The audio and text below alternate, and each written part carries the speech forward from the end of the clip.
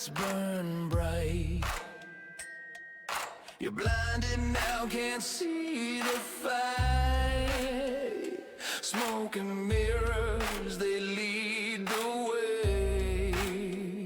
Fooling hearts night after day. Welcome to the show, it's all pretend. The smiles, the lies, the perfect end. The world's a stage, they run the flow. You clap on cue down in the front row.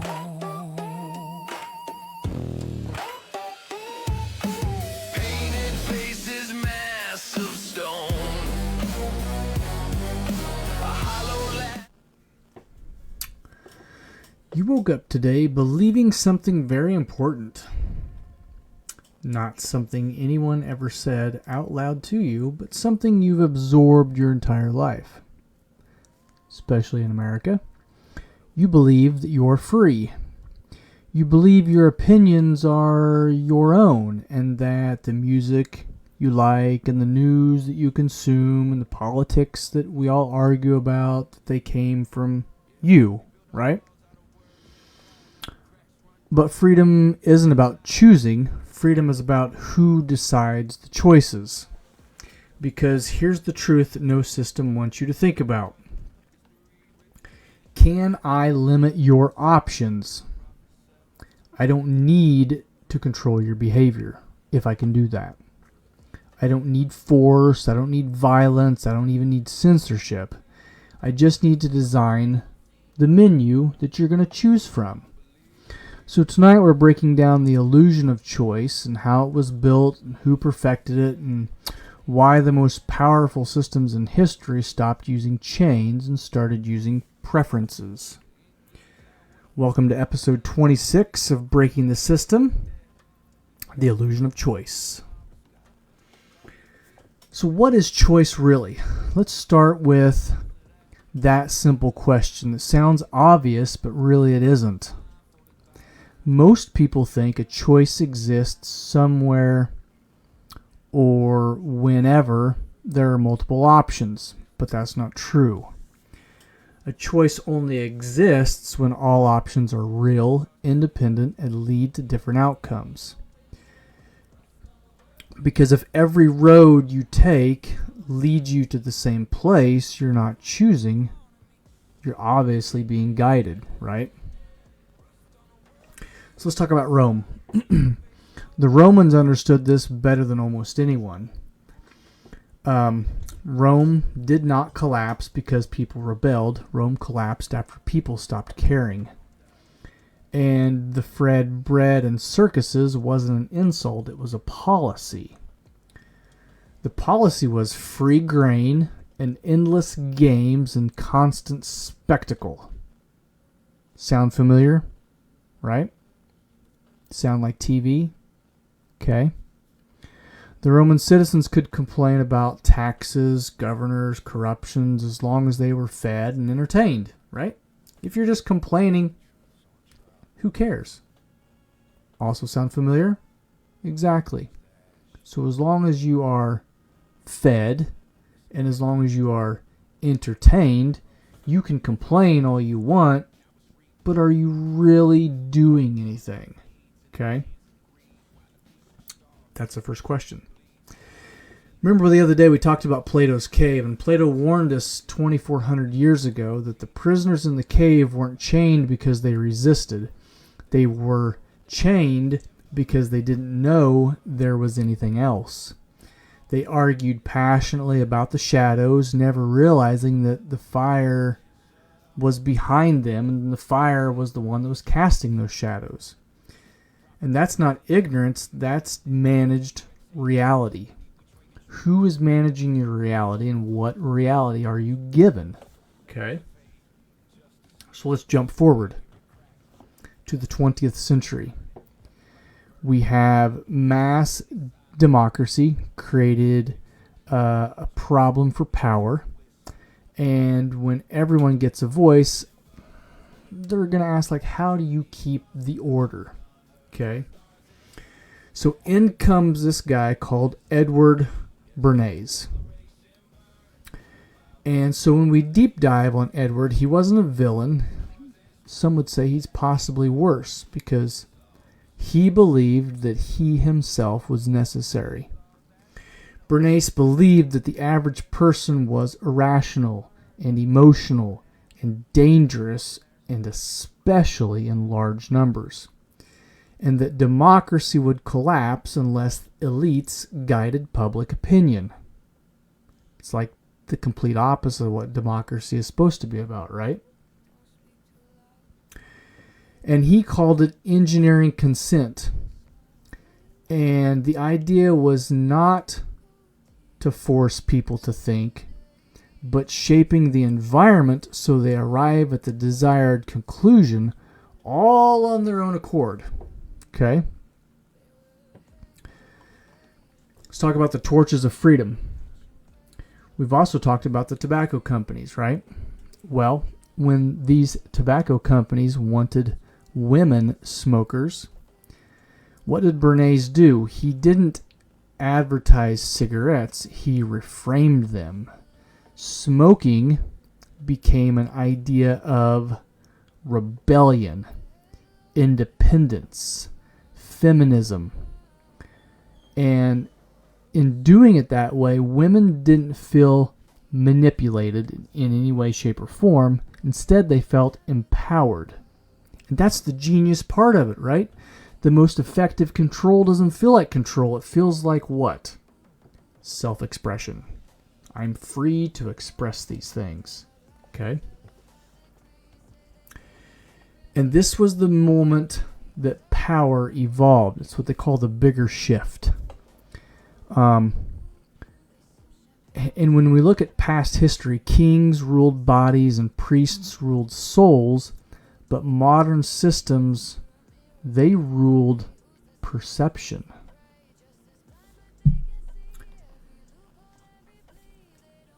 Let's look at the war side. And war leads to fear, and fear leads to possibility, the limits of thinking.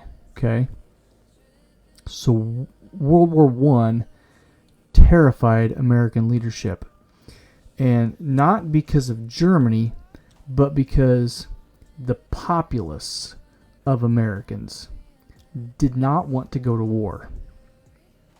Okay, remember that? We actually learned about that in history in school. So they committed a committee on public information. And the government did something unprecedented. They created the committee, this committee, and it was the first full-scale propaganda operation in U.S. history. And how did they do this? Well, they've done this through the form of newspapers and films, posters, speeches. So the message wasn't, you must support the war. The message was, any decent person already does. And so dissent wasn't outlawed, it was socially isolated. So the way that they framed this was that if you are against war, we're going to outcast you in society, because every Tom, Dick, and Harry that's your neighbors all around you, they're for war. Do you want to go against everybody else? That was how they framed this. And after this, we go into the Cold War, and the Cold War really perfected this. And you could debate how to fight communism, but never whether the framework itself made sense. And that's the illusion of choice, especially in politics. We're going to debate inside the boundaries and silence outside of them. So we're going to set these predetermined boundaries up. We're going to create this framework. And everything that you, the populace, thinks about and converses and argues about is already in this predetermined box that we're going to give you, right? And everything outside the box that we're supposed to be critically thinking about, that's what they're trying to shut us out from. That's what they don't want us to think about, so they silence us by making us not think about those things. And so that brings us right into modern politics, right? Think about our modern politics. We have a two-party system. We've had a two-party system for a very long time. Why is that? Why is that? Why don't we have like a three-party or a four-party? Why don't we have more than just a two-party system? And what that does is it creates endless outrage. One side is against the other side is against the other, right? And you create what's called a constant crisis. And yet somehow the same institutions, what do? They grow stronger and stronger no matter who wins. It doesn't matter if the Democrats win or the Republicans win. In the end, what happens? Well, the elites win. The people that have the money already. The people that are setting the boundaries. The people that are controlling the spectrum of politics as we see it. Okay? And that's called controlled opposition. And that's not by coincidence. It's designed this way. And empires learn something important. You don't suppress opposition. You manage it.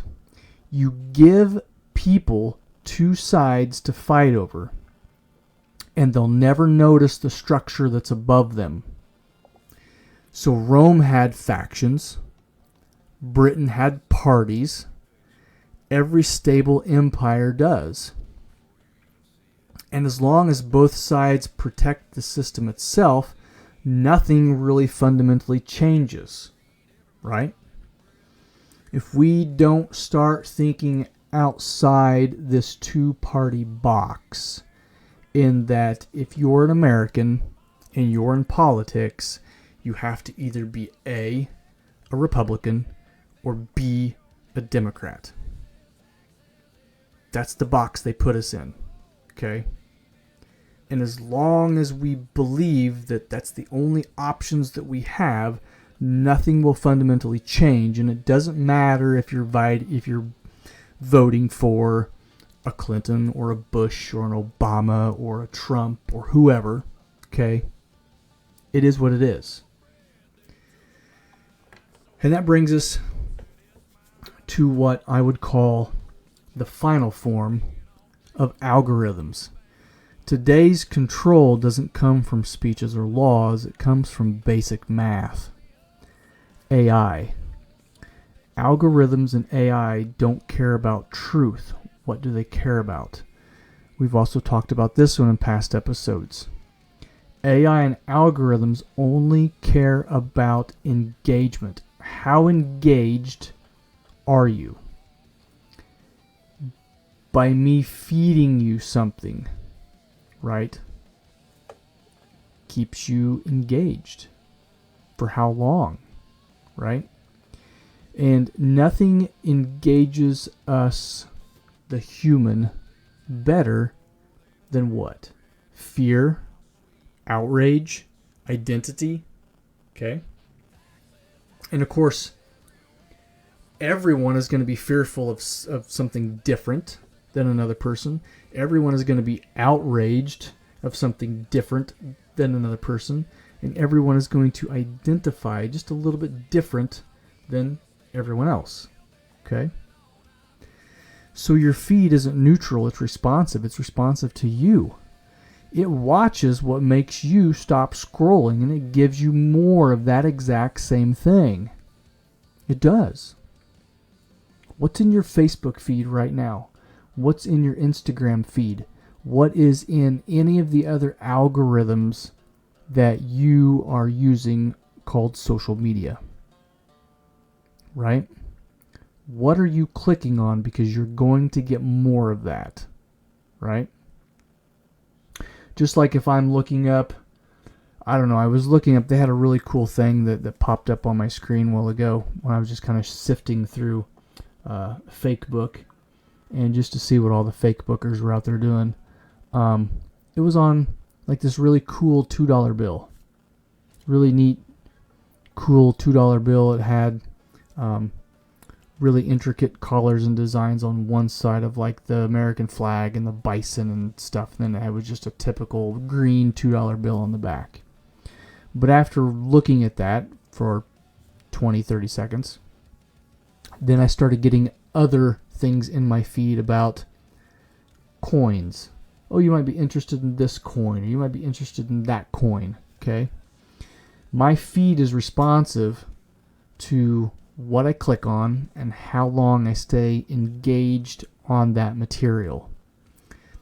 And it watches me when I stop scrolling, and it gives me more of that content. And so over time, it doesn't just show you content, it shapes you. And this is matter of fact. You didn't choose the rabbit hole chose you. Whatever your rabbit hole is, okay? And this is the, I don't know if it's the neat thing or if it's a demonic thing or whatever it is, but like, if I'm a conservative and I click on conservative stuff, what am I going to get? I'm going to get more conservative things. And my feed is eventually going to become more and more and more conservative. On the opposite side, if I'm more progressive, more libertarian, when I click on those things, my feed is going to become more and more and more of those things, where eventually my feed is either so far right or so far left, and I get nothing in the middle between those two things. It's designed that way. The system is designed that way. Okay? So if you are for Trump, you're going to get all kinds of stuff about Trump. And if you are against Trump, you're going to get all kinds of things that is extremely against Trump. Right? And you're going to get nothing in the middle. Okay? Designed that way. Let's look at another way. Consumer choice and dependency. We've talked about this before. When we talk about the marketplace, and you go to the store and you look at all the different brands of cereal. Let's say there's 40 different brands of cereal. Okay? Well, that's nice. But in reality, those 40 brands are controlled and marketed and distributed by 3 corporations. Infinite Products come on the same supply chain. And this isn't competition. This is called theater. It is. Okay, it's theater. You get the illusion of options. You get the illusion of all these different brands, but in reality, all of those brands are controlled by the same corporations. And so this illusion of abundance keeps people docile, because you get the illusion that you have choice. And a man who can fix his own things, grow his own food, and think independently is very hard to control. Very hard to control. So systems don't ban independence. What do? Well, instead of banning it, we make it inconvenient. We make it hard for you to be independent, to become independent, because the system, whatever that is, does not want us to be independent. Okay? Because that's inconvenient for the system. So what does real freedom actually require? Real freedom is extremely uncomfortable, and for most Americans, we are not ready for what I would call real freedom. Real freedom is not only uncomfortable, I think it takes us to a realm of uncertainty. It makes people scared. It makes people critically think when they're not used to critically thinking. It takes them outside this proverbial box that society has put us in, that box that we just talked about. And it requires a few things. It requires effort and skill and responsibility. Oh, horrible words. Horrible words. Most Americans put out, I shouldn't say most, there are a lot of Americans who put out no effort, who hone no particular skill, and who want no responsibility over any of their actions or choices in life because they are so used to being in the box. Okay? And all it requires us to do is to say no. You just have to say no. No, I'm not going to buy your Cheerios. I'm going to make my own instead. So it's hard. I don't know how to make Cheerios. But if it means I'm not eating 25 different ingredients, so be it, right? We've got to say no on things. And historically, societies that taught moral restraint, not just law, were harder to manipulate. This is exactly reiterates the post that I made yesterday. And let me pull it up real quick here. It was I went down a very interesting rabbit hole yesterday in that I asked ChatGPT, not necessarily about abortion, but critically thinking about what goes on in just the freedom of having the option of abortion. Okay? So yesterday I asked a question about ChatGPT, and I said,